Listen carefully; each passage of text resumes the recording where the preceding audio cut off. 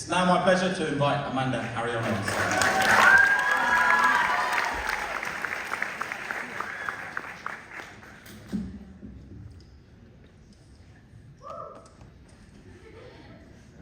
As a person who has been raised in a house full of books on anatomy and random midnight trivia quizzes on the human body, I grew up with my love for biology on my right hand and my passion for helping people on my left.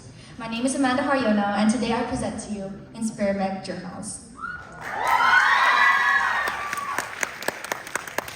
Experiment Journals was not a spontaneous idea discovered solely for this personal project. It's a tapestry of my long buried ideas that I mold into a reality. Influenced by my dad, a medical surgeon who has saved the lives of many and inspired the hearts of many more, I realized that wherever I end up in the future, whether or not I might be in the healthcare industry, I decided that I want to create change. I want to create an impact. I want to bring the source of hope and be a change maker within my society. In Experiment Journals, I created a website educating on a disease that has taken the lives of many women, breast cancer. Representing 30% of the female cancer cases in Indonesia alone, breast cancer does not only call for our country's experts to resolve, but also calls for our community to develop a strong awareness of this issue.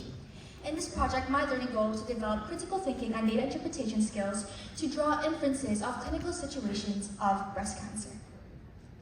This skill was achieved through the observation program, in which I attended the patient consultations of an oncologist.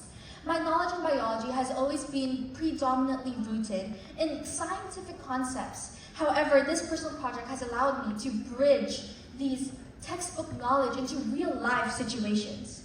Throughout my observation program, I was able to observe the nature of clinical medicine, the systems of critical thinking during diagnosis, the data interpretation of MRIs, and the weaving of anatomical biology and the personal human experience.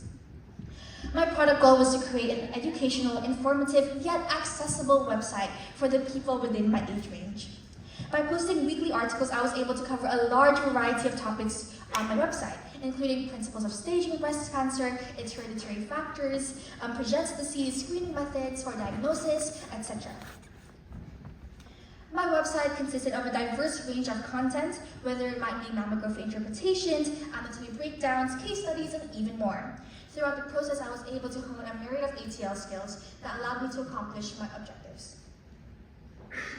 By identifying reliable medical journals and developing an understanding of website graphic designing, I was able to elevate my research skills. In critical thinking skills, I was able to achieve this when I create my website content, but I also used critical thinking skills in my planning process, where I used mind maps, iceberg models, to further distinguish the purpose of my product. By using timetables, trackers, and a research plan, I was able to stick to my short-term goals and commit in my weekly publish of articles. I've also used feedback mechanisms from my peers, teachers, and family to further reflect on the qualities of my website and also refine it. Finally, as I've analyzed various mediums of data from ultrasounds to health data reports, I was able to use information literacy skills to interpret such data. Overall, this personal project has not only widened my horizon in my interest in medicine, but has provided me such a valuable insight that has improved not only my scientific knowledge, but also my skills, qualities, and values as a human being. Seen on the board right now is a QR code to my Experiment website.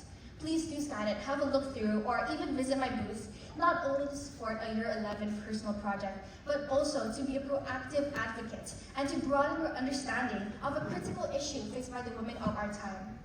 Every minute I spent in my hours-long observation program, every word I wrote, my 1,000-worded weekly articles, and every new skill I've discovered and developed through this project has been worthwhile in this learning curve. Thank you for listening to my presentation, and I hope that